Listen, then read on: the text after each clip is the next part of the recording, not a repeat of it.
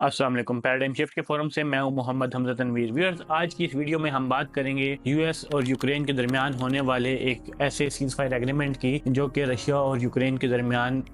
Piece कायम करने के लिए साइन किया गया है। व्यूअर्स, इस एग्रीमेंट की एक ख़ास बात यह है कि इस एग्रीमेंट में यूएस और यूक्रेन दो ऐसी पार्टी शामिल हैं जो कि खुद ही आपस में एलाइज हैं, लेकिन जो रशिया जो कि एग्रीव्ड पार्टी के तौर पे भी जानी जाती है, क्योंकि अगर हम इस वॉर के बैकग्राउंड में जाएं तो यूक्रेन ने एग्रेशन इस तरह से किया कि यूक्रेन चाहता था कि वो नेटो को ज्वाइन करे। लेकिन अगर हम हिस्ट्री की बात करें, 1991 में यूएस और जितने भी वेस्टर्न कंट्रीज थे, स्पेशली जो नेटो के जितने भी मेंबर कंट्रीज थे, उन्होंने रशियन लीडर्स के साथ ये मुआहिदा किया था, एक एग्रीमेंट किया था कि जिसके तहत नेटो इवन एन इंच भी ईस्टवर्ड्स एक्सपेंड नहीं करेगी। लेकिन 1997 से ऑनवर्ड बहुत दफ़ा इस एग्रीमेंट की खिलाफ वर्जी हुई। पोलैंड, चेक रिपब्लिक और इस तरह के डिफरेंट जो कंट्रीज हैं, नॉर्थ मैसिडोनिया और इस तरह काफ़ी सारे कंट्रीज ऐसे हैं जिनको नेटो ने मेंबरशिप दी और उनको अपना मेंबर बनाया, ईस्टवर्ड एक्सपेंड किया। लेकिन अब यूक्रेन ऐसा कंट्री था कि जिसको रशिया कभी भी नहीं चाहता था कि वो नेटो का मेंबर बने। इसकी वजह क्या है? इसकी वजह यह है कि प्रिजनर्स ऑफ ज्योग्राफी में टिम मार्शल ने ये लिखा है कि यूक्रेन वाहिद ऐसा कंट्री है जिसका रशिया के साथ ऐसा बॉर्डर लगता है जहां से रशिया के अंदर एंट्री पॉसिबल है। अगर हम रशिया के दीगर जितने भी यूरोपियन कंट्रीज हैं या ईस्टर्न यूरोपियन कंट्रीज हैं उनके साथ बॉर्डर्स को देखें तो वो सारे ऐसे बॉर्डर्स हैं जहाँ पे पहाड़ हैं या इस तरह का उसका ट्रेन है कि वहाँ से फोर्सेज की एंट्री मुमकिन नहीं है। लेकिन Ukraine is the only country के जहाँ से रशिया में एंट्री पॉसिबल है, और अगर यूक्रेन नेटो का मेंबर बन जाता है तो इसका सबसे बड़ा इम्पैक्ट ये होगा कि यूक्रेन में नेटो की फोर्सेस आ जाएंगी और वो किसी भी वक्त वहां से रशिया पे अटैक कर सकते हैं, जिसकी वजह से रशिया को अपनी सॉवरेनिटी के हवाले से एक थ्रेट फील होता है। तो व्यूअर्स, रशिया ने हमेशा यूक्रेन को वार्न किया है कि आप नेटो की मेंबरशिप नहीं गेन करेंगे। लेकिन जब भी यूक्रेन में कोई प्रो वेस्ट गवर्नमेंट आई है, कोई प्रो वेस्ट लीडर ने गवर्नमेंट बनाई है, तो उसने अटेम्प्ट किया है कि वो नेटो की मेंबरशिप गेन करे। सेम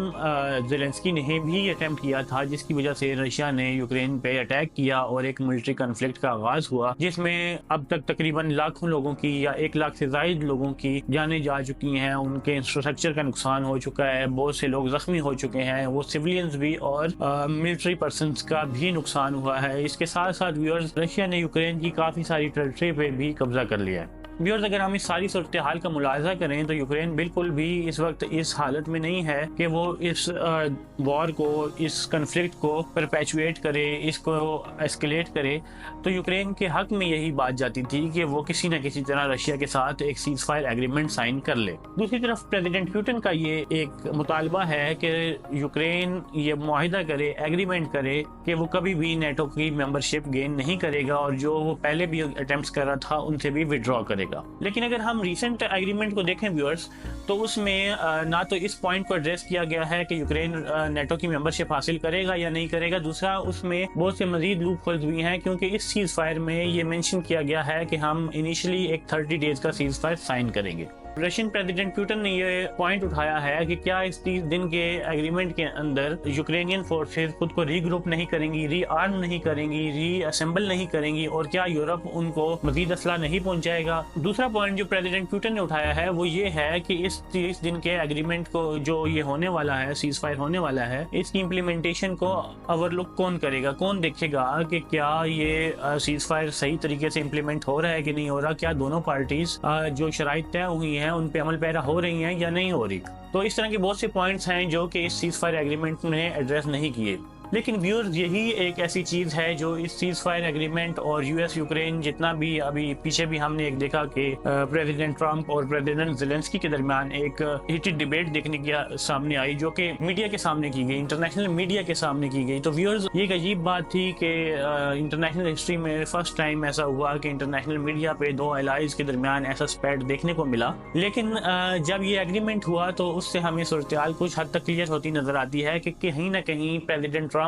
इस सारी सिचुएशन को अपने लिए और यूएस के मफादात के लिए यूज करना चाहते हैं, वेस्टर्न डोमिनेंस को मेंटेन करने के लिए यूज करना चाहते हैं। व्यूअर्स, अगर हम इस सारी सूरत हाल का जायजा लें तो हमें कहीं ना कहीं ऐसा फील होता है कि यूएस जो है वो इस सीज फायर को करवाने में या कहीं पे भी पीस एस्टेब्लिश करने में सिंसियर नहीं है, बल्कि वो ये चाह रहा है कि ये जो अभी उन्होंने सीज फायर एग्रीमेंट एक साइन करके और उसका सारा बर्डन पुतिन पे डाल दिया है कि प्रेसिडेंट पुतिन पे अब डिपेंड करता है कि वो सीज फायर चाहते हैं या नहीं, लेकिन इसमें जो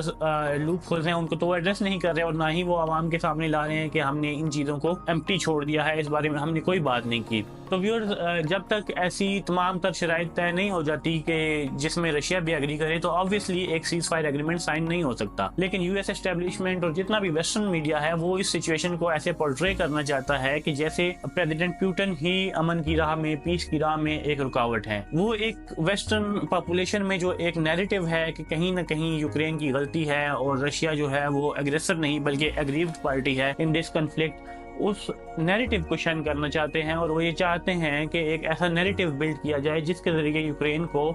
मजलूम शो किया जाए, प्रेसिडेंट ज़ेलेंस्की को मजलूम शो किया जाए, और फिर जितनी भी यूरोपियन और वेस्टर्न पॉपुलेशन है वो भी गवर्नमेंट्स का साथ दे ताकि वो रशिया के साथ एक इस जंग में एक लेजिटिमेट पोजीशन हासिल कर सकें। व्यूअर्स, अभी तक की सूरत हाल के हवाले से हमारे पास यही अपडेट्स थी और हमें यकीन है कि आपको हमारी ये वीडियो पसंद आई होगी। अगर आपको हमारी ये वीडियो पसंद आई है तो इसको लाइक एंड शेयर जरूर कीजिएगा। और अगर आप एक एस्पायरिंग राइटर हैं और आप ये चाहते हैं कि आपके रिसर्च आर्टिकल्स और रिसर्च पेपर्स पब्लिश हों तो डू विजिट आवर वेबसाइट जिसका लिंक डिस्क्रिप्शन में गिवन है। Thank you. Allah Hafiz.